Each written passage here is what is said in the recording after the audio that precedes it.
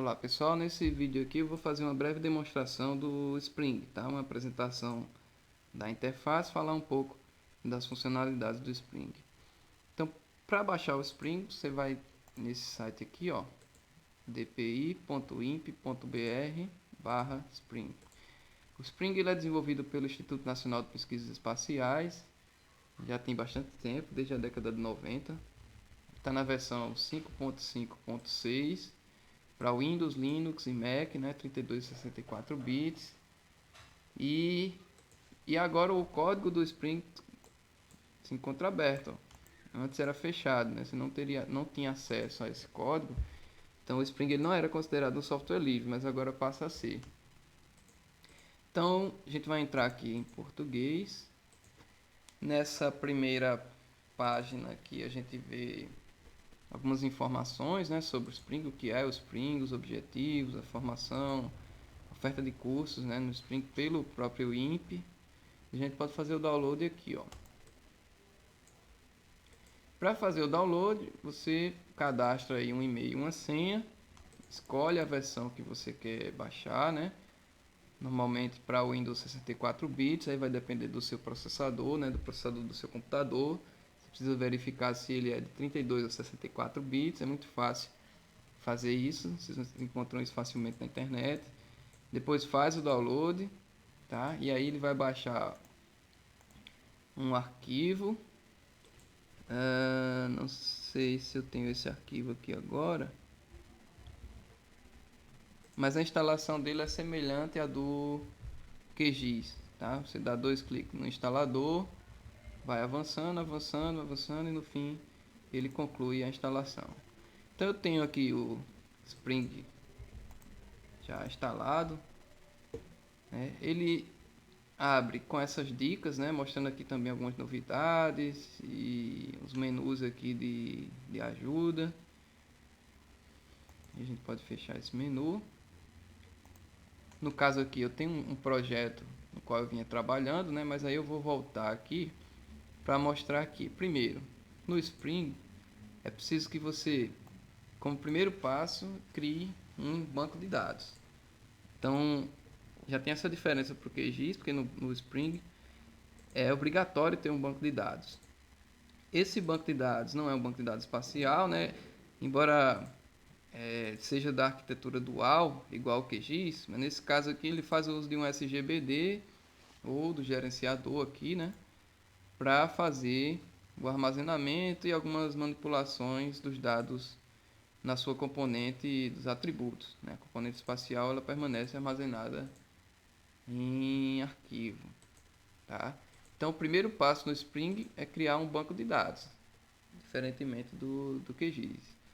E aí quando esse banco de dados é criado, aqui eu já tenho dois bancos de dados criados, ó, vou aproveitar esse aqui da modelagem estatística, deixá-lo ativo, já está ativo. O segundo passo é criar um projeto, né?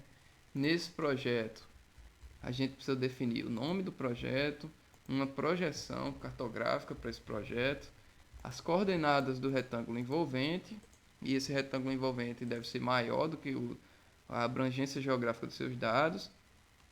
Você vai criar e ativar esse projeto também, e por fim você vai adicionar os dados, né? Então eu tenho aqui, por exemplo, ó, Princesa Isabel, tá? Já adicionado. Esses dados eles podem ser importados em diversos formatos, né? O QGIS ele oferece mais formatos, né, para essa questão da entrada e saída de dados. Mas o Spring também tem pelo menos os principais formatos aí o Spring contempla. E aí vocês vejam que a função de entrada e saída e visualização de dados, ela chega só agora para a gente, né, depois de percorrer algumas etapas, como a criação do banco de dados e do projeto. Então, na operacionalização do software, também tem diferenças, né? Em que botões eu tenho que clicar, em que menus eu tenho que recorrer para fazer algumas operações. Então, no QGIS e no Spring são diferentes, embora os dois tenham o mesmo tipo de arquitetura, que é a arquitetura dual, tá? No Spring também é possível fazer uso de uma linguagem de programação própria do Spring, né, que é chamada Legal. No QGIS é possível usar o Python, né, a linguagem de programação Python, para programar qualquer função que seja do interesse. E o Spring também tem uma outra característica diferente do QGIS, que é a divisão dos dados em categorias, né? As categorias são essas, ó: cadastral, imagem, MNT, rede e temático, né? Então essas 5 categorias aí podem contemplar tanto dados raster quanto dados vetoriais, tá? Então aqui não tem uma divisão tão clara quanto no QGIS, né? No QGIS você adiciona especificamente um dado vetorial ou especificamente um dado raster. Aqui não, aqui você adiciona um dado e diz a qual categoria ele pertence. Então, por exemplo, se for uma imagem, ela pode ser da categoria imagem, né? Como pode ser também um MNT. Se for um dado vetorial, você deve dizer se ele é um dado cadastral, se ele é um dado temático, se ele é um dado do tipo rede, tá? E por aí vai.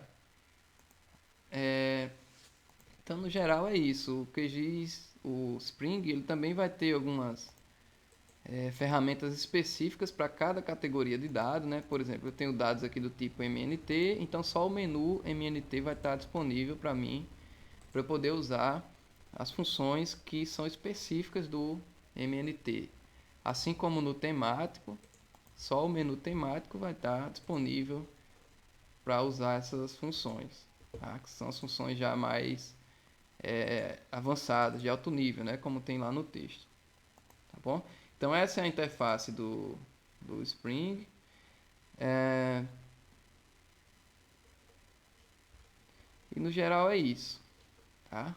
Arquitetura, né? Fazer a comparação entre o QGIS e o Spring, questão da visualização, entrada e saída de dados. Na saída a gente também consegue exportar os dados. E a questão do armazenamento dos dados, né? Que tem a diferença entre os dois.